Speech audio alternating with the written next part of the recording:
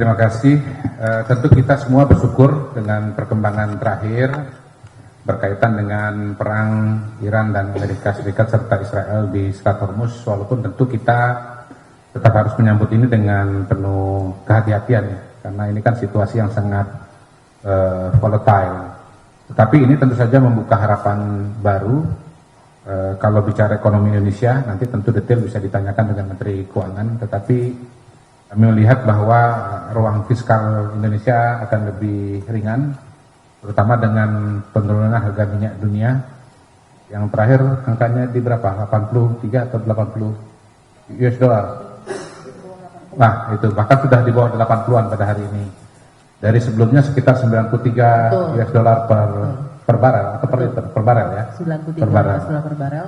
Jadi dengan kebutuhan impor Indonesia yang sekitar 1,6 juta liter ya per hari ya, 1,6 juta liter ya per hari, maka kemudian tentunya bisa dikalikan tuh penghematan yang bisa yang bisa dilakukan oleh pemerintah Indonesia.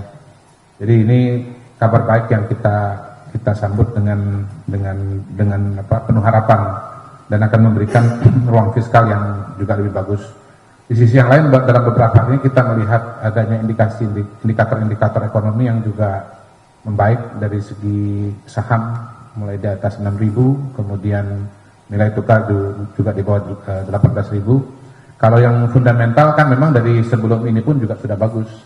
Kita punya cadangan devisa yang masih di atas 5 bulan, kemudian juga inflasi kita yang masih terjaga, kemudian juga hutang luar negeri kita yang di bawah rata-rata negara lain.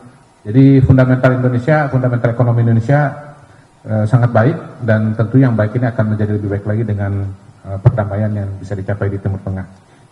Kemudian mengenai evaluasi MBG, tentu kabar terbaru dari BGN atau MBG ini adalah ditunjuknya jubir yang baru itu, Ibu Sari, Bu Agustina Arumsari, ya, yang sebelumnya adalah Wakil Ketua BPKP, kemudian kemarin dilantik menjadi Wakil Kepala BGN. Jadi kita mendapatkan satu juru bicara yang memiliki latar belakang keuangan yang kuat.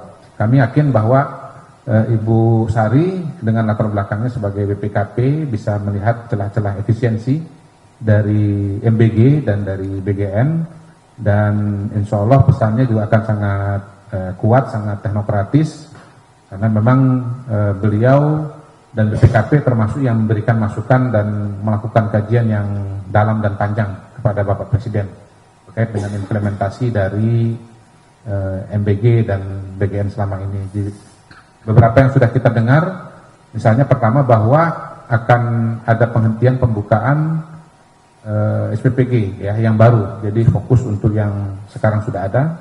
Kemudian penghitungan insentif yang dikembalikan pada metode yang sebelumnya, yaitu berdasarkan penerima manfaat. Menurut laporan atau menurut rapat yang sudah dilaksanakan beberapa waktu yang lalu di Kemenkopangan, hitungannya bisa menghemat sampai kurang lebih 1 triliun setiap bulannya. Artinya setahun itu bisa 12 triliun. Nah, apakah akan ada inovasi efisiensi yang lain dari segi keuangan? Tentu kita lihat kajian komprehensif dari BGN yang akan dilaksanakan selama periode libur anak sekolah pada saat ini. Jadi selama libur sekolah, MBG dihentikan untuk bisa dilakukan evaluasi secara total. Jadi ada evaluasi terhadap mekanisme penghitungan insentif, kemudian ada evaluasi terhadap jumlah SPPG, ditambah lagi yang sudah dibicarakan juga dalam rapat tersebut adalah bagaimana bisa mengoptimalkan penerima manfaat dari kelompok 3B, ibu menyusui, ya, ibu hamil, dan balita. Juga fokus ke depan kepada pembangunan SPPG di daerah 3T atau daerah terpencil, sehingga kelompok-kelompok yang paling rentan ini bisa mendapatkan manfaat secara maksimal. Kemudian mengenai grading, ya, ini sangat teknis, jadi tentu harus ditanyakan nanti kepada Ibu Sari dan kepada BGN. Sebetulnya mengenai grading ini sudah ada dan sudah diberlakukan oleh BGN. Jadi ada klasifikasi dari grading tersebut berkaitan dengan apakah ada pelanggaran yang bersifat mayor, bersifat minor, dengan angkanya masing-masing. Nah, apakah kemudian grading ini akan dibuat kriteria baru? Tentu ini berkaitan dengan evaluasi yang sudah saya sampaikan tadi. Tapi dari grading tersebut juga akan ada pengaruh kepada efisiensi.